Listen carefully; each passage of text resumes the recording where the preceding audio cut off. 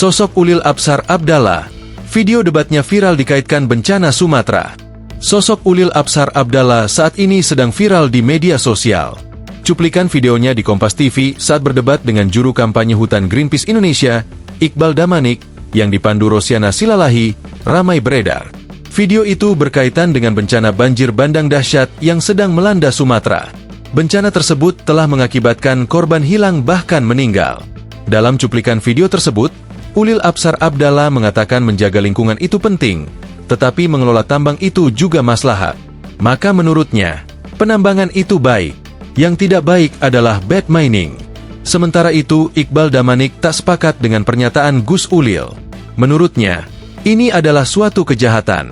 Apa kita tega mengatakan bahwa ada kekayaan yang sangat besar dari sumber daya alam ini dikeruk dari wilayah di luar Jakarta, dan keuntungannya sampai ke Jakarta? Tanyanya.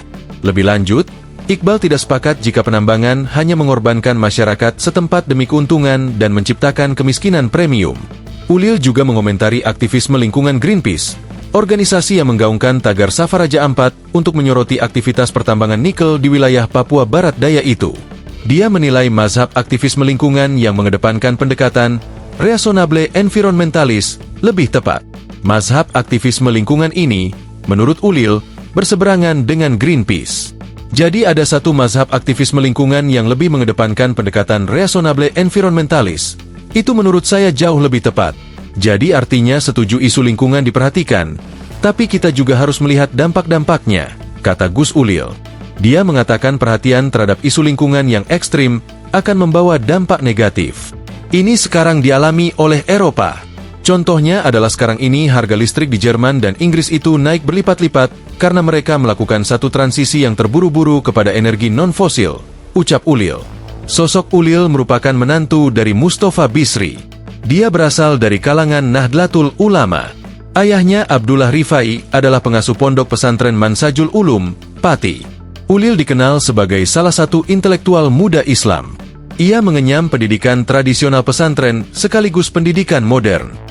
Di sekolah modern, ia tercatat pernah menempuh program doktoral di Universitas Boston, Massachusetts, AS. Ia pernah mengenyam pendidikan di Sekolah Tinggi Filsafat Dryarkara. Sementara di pendidikan tradisional, ia tercatat pernah belajar di pesantren Mansajul Ulum, Cebolek, Kajen, Pati, serta pondok pesantren Al-Anwar, Sarang, Rembang.